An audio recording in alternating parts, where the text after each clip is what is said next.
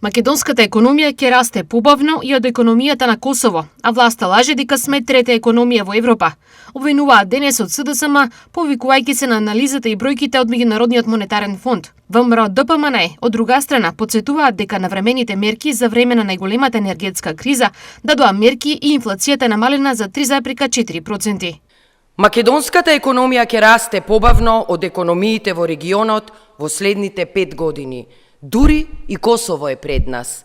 Меѓународниот монетарен фонд ги разби лагите и пропагандата на Мицкоски за некаква трета економија во Европа.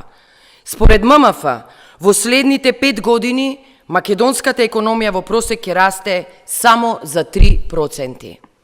Пред Македонија се Албанија со 3,19%, Србија со 3,5%, Молдавија, Украина, Косово со 3,95%. Ова е реалноста и вистината. За време на енергетска криза, кога цените на светско ниво рушат рекорди, во Македонија состојбата е контролирана и стабилна.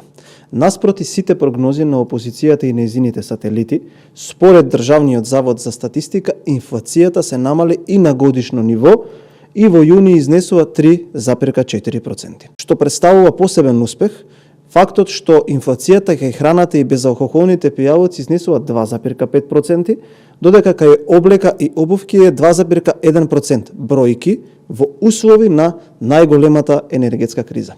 Тие што сакаат да креираат лажна перцепција во јавноста, уште еднаш се поразени од бројките.